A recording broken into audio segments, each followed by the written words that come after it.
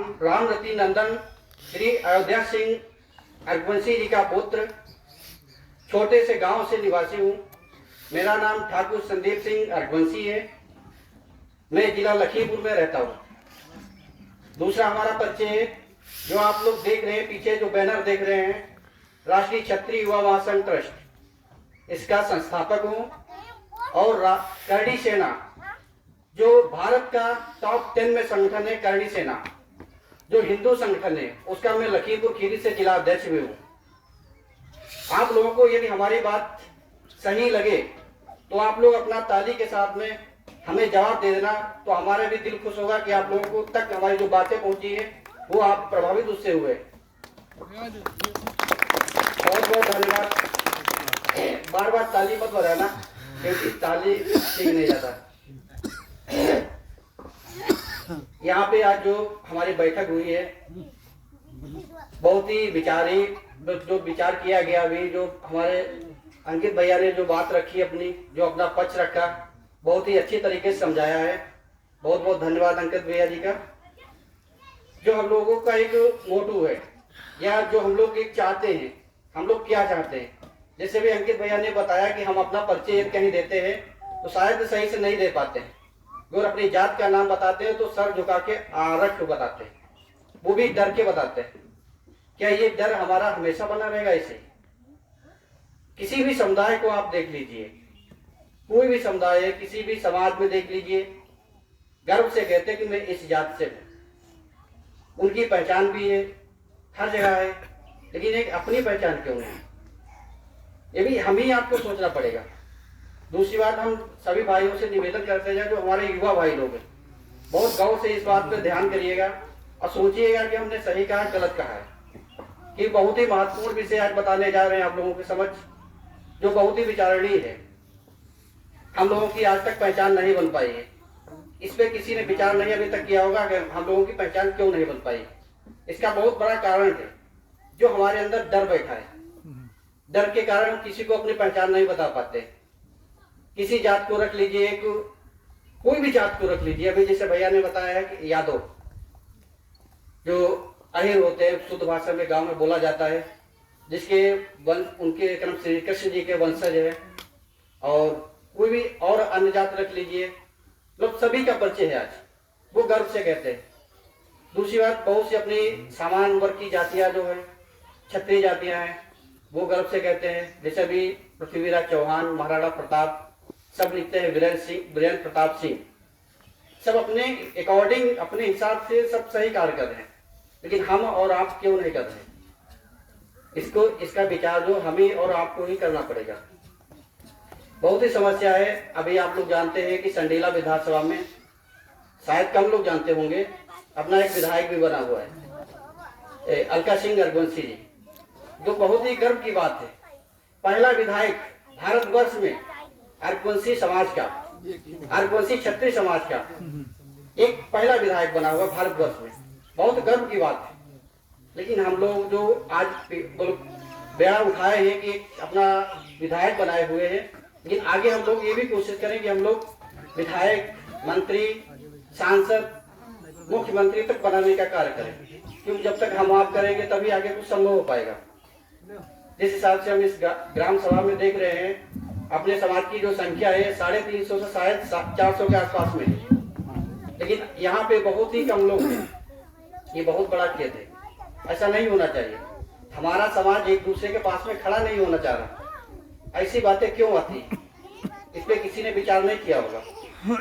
लोग इन्हीं बिंदुओं को हम सब लेकर आपके समक्ष आए हुए हैं, इन्हीं को बताने के लिए आए हुए हैं कि ये कारण आता है तो क्यों आता है, ये समस्याएं आती हैं तो क्यों आती है।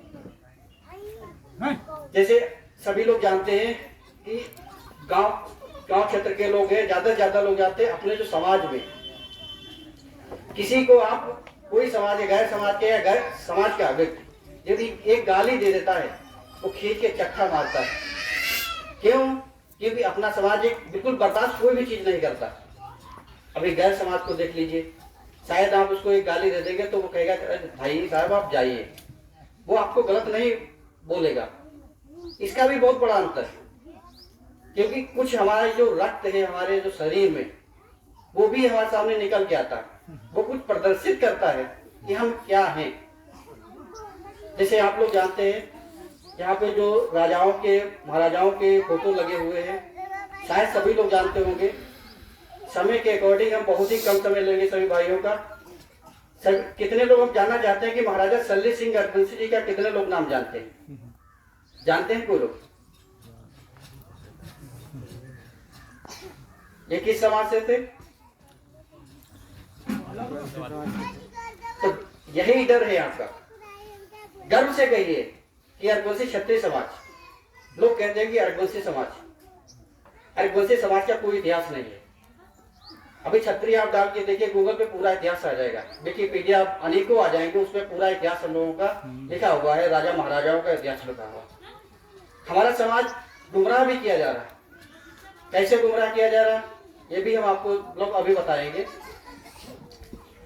अब देखा जाए, शायद किसी को नहीं पता होगा, जो हमारी जाति है, सभी जानते हैं कि गांव क्षेत्र में आरख नाम से प्रसिद्ध है।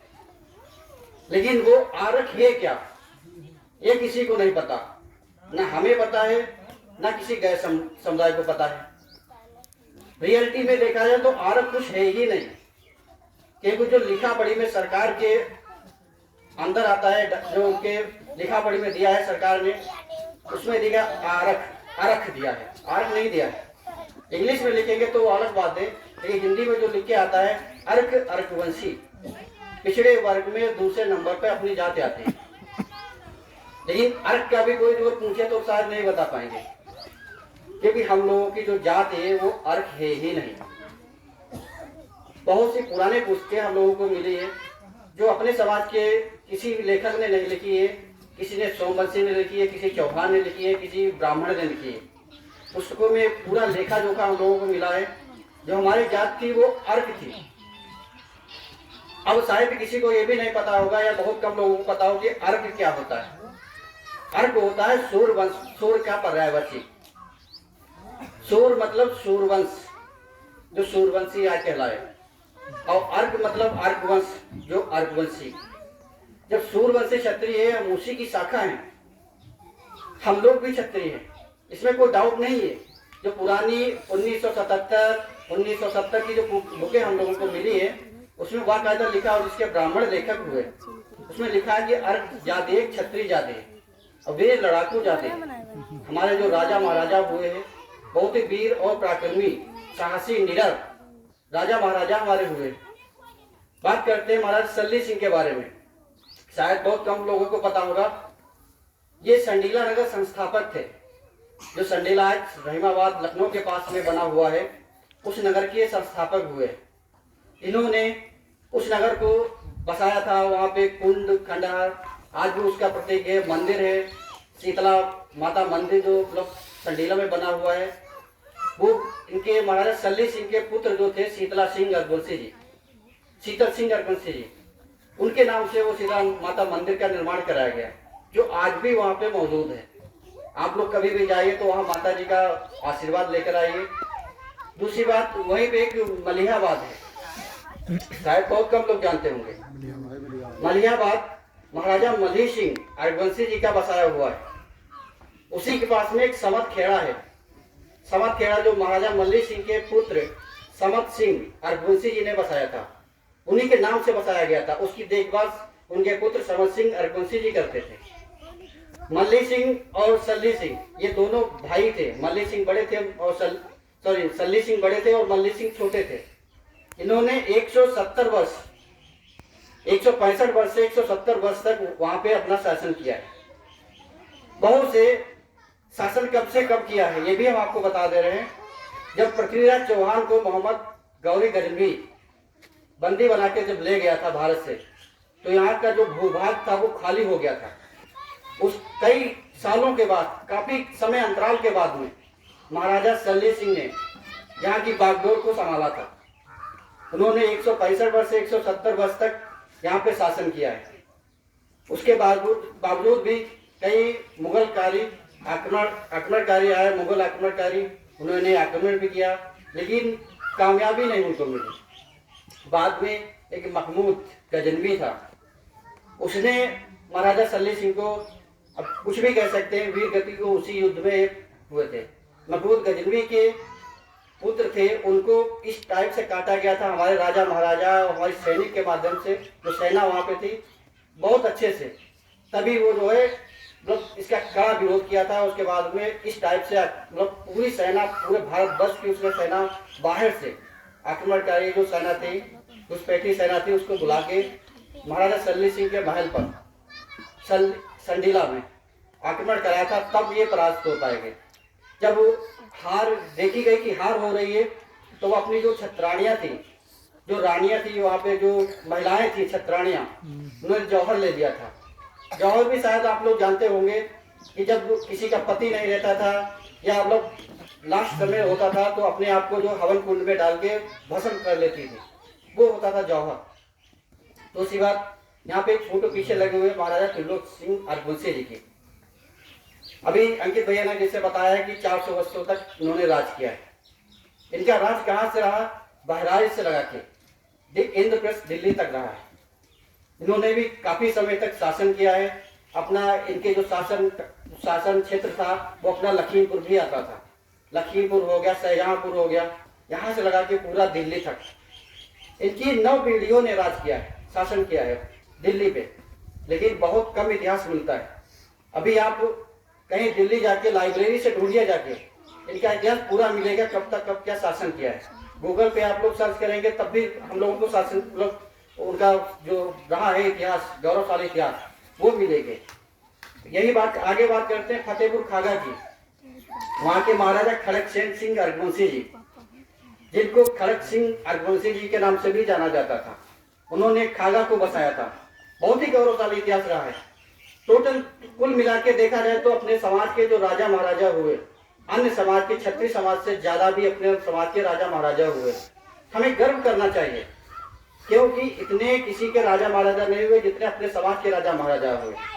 उन्होंने किस हिसाब से अपने भारतवर्ष की रक्षा की, कैसे क्या किया है, बहुत ही गौरवशाली उनका इतिहास रहा है।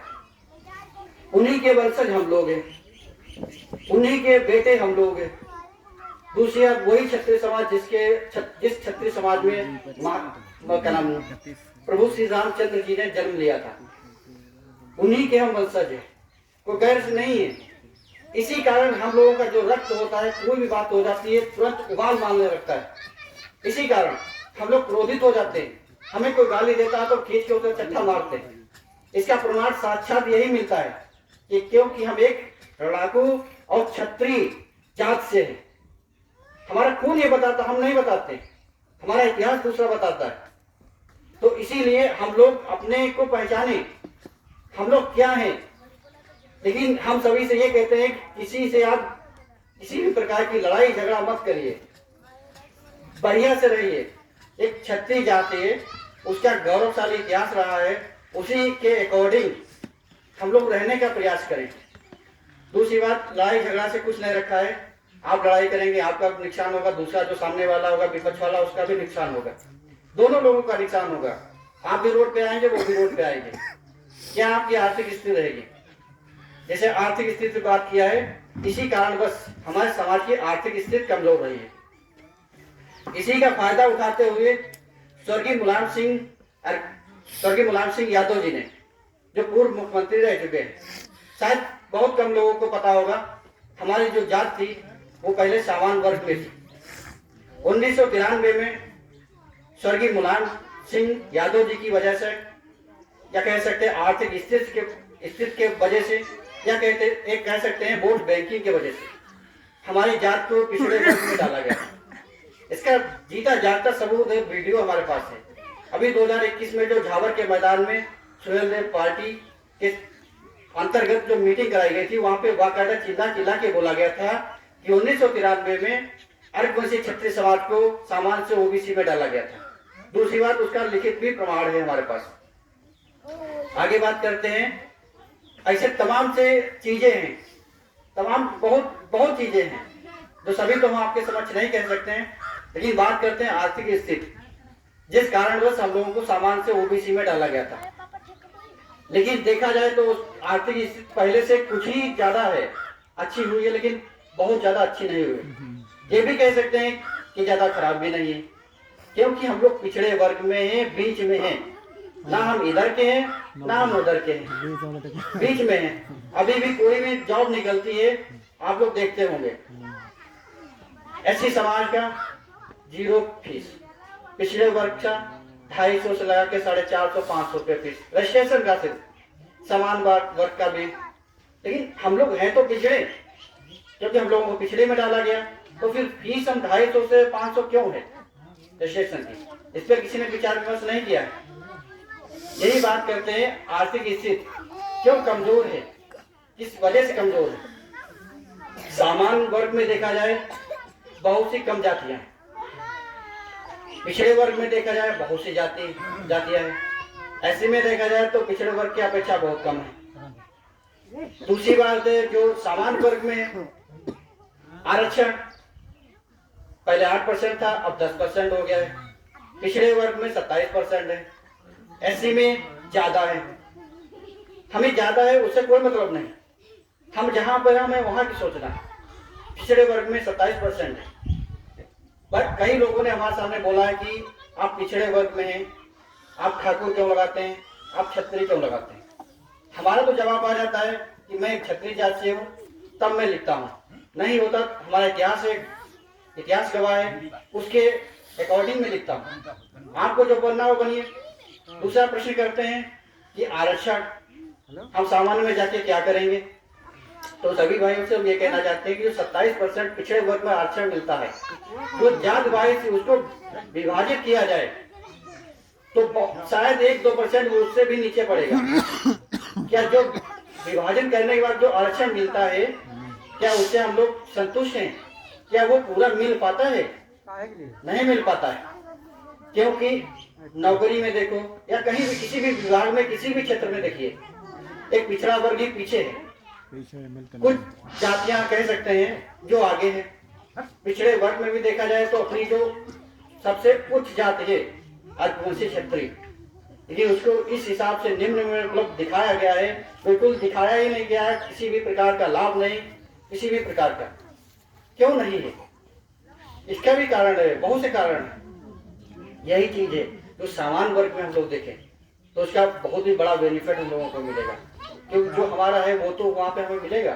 दूसरी बात, जो हमारा मान सम्मान लिया गया है, जो छीना गया है, वो हमारा मान सम्मान वापस मिलेगा, क्योंकि हम अपने मान सम्मान और स्वाभिमान के साथ में खिलवाड़ नहीं कर सकते, ना हम किसी को करने देंगे।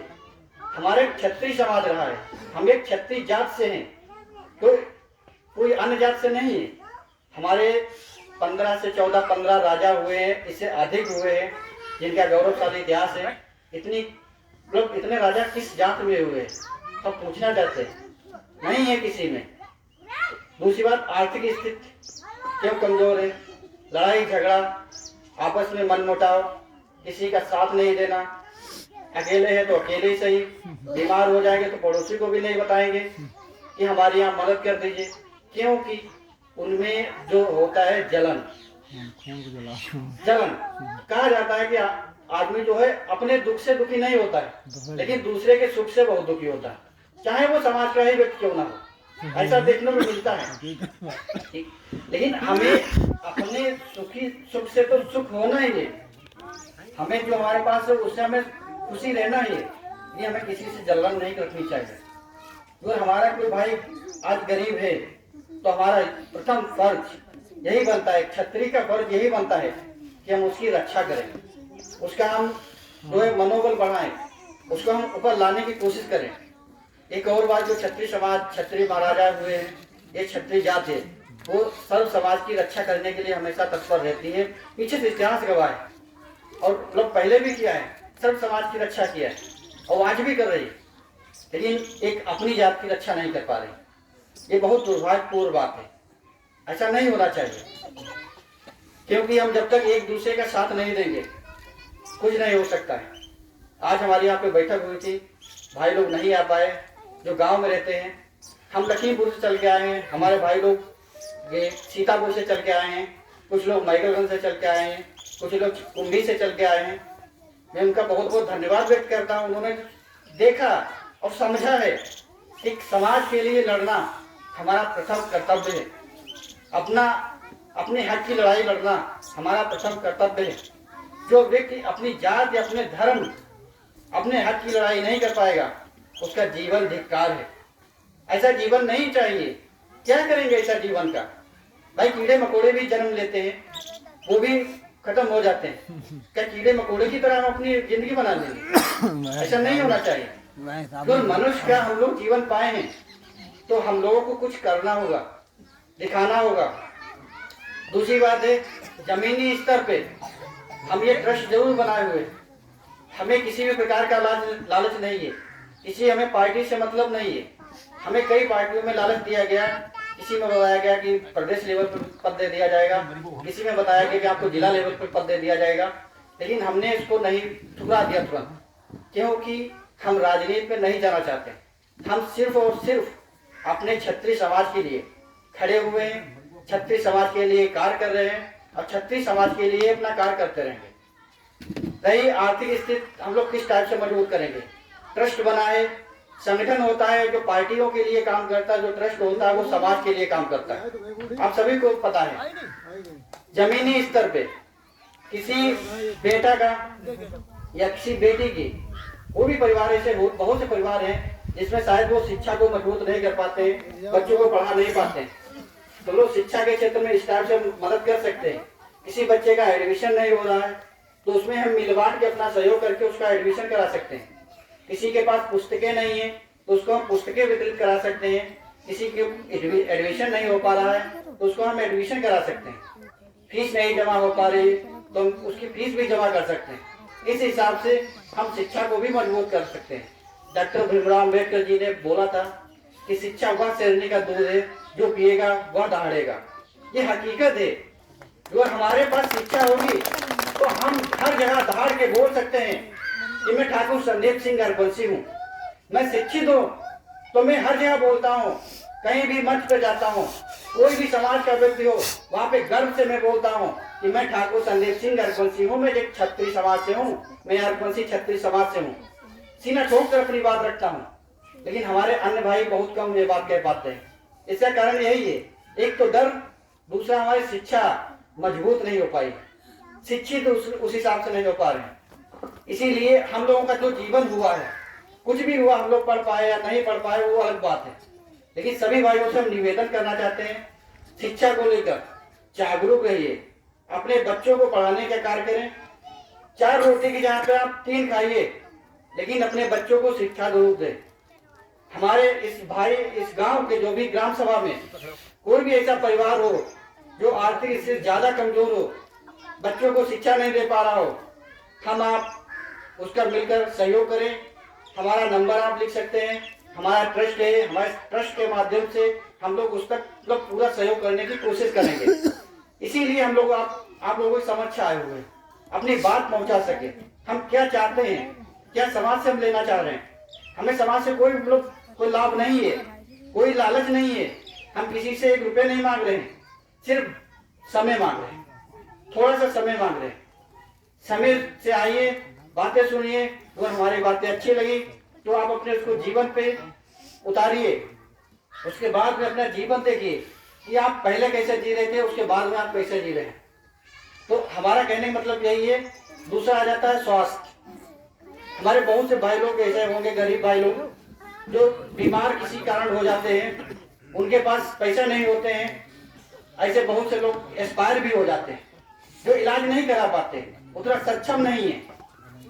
ट्रस्ट इसीलिए बनाया जाता है कि हम शिक्षा को मजबूत करें, हम स्वास्थ्य क्षेत्र में उसमें मजबूत करें। कोई बीमार है तो हम लोग ट्रस्ट के माध्यम से या संगठन के माध्यम से हर तरीके तक उसकी सुविधा पहुंचाने का कार्य करें। दूसरी बात है, शादी होती है, बहुत से ऐसे परिवार होते हैं जिसमें कन्याएं हैं, बहुत गरीब परिवार है, शादी करने के लिए उसके पास खर्च नहीं है। अभी शायद आप लोगों ने सोशल मीडिया के माध्यम से देखा होगा, मई 2022 में एक दहलिया, बिहानी में दहलिया गांव पड़ता है, वहां पे हमने शुरुआत में जब संगठन या ट्रस्ट अपना बना हुआ था तभी हमने वहां पे सहयोग किया था। हम चाहते हैं कि इसी तरह से अपने समाज को हम अनेकों प्रकार से सहयोग करते रहें। हम आप लोगों के माध्यम से ही ये कर सकते हैं, क्योंकि हम अकेले कुछ नहीं कर सकते। हम एक बहुत से छोटे से परिवार से हैं, छोटा सा व्यक्ति हूँ मैं, क्योंकि मैं कुछ तो सहयोग कर सकता हूँ लेकिन पूरा सहयोग नहीं कर सकता हूँ। तो इसीलिए हम आप लोगों के समक्ष आए हुए हैं। हम नहीं कहते हैं कि आप लखीमपुर सहयोग करने आइए, आप सीतापुर जाइए, आप हरदोई आइए, आप सैलापुर जाइए। आप अपना क्षेत्र, आप अपना गांव, उसको आप डेवलप कर सकते हैं, उसको आप देख सकते हैं किस हिसाब से अपने गांव को हमें आगे बढ़ाना है। दूसरी बात आती है एकता, लेकिन जब तक एकता नहीं होगी तब तक हम कुछ नहीं कर सकते।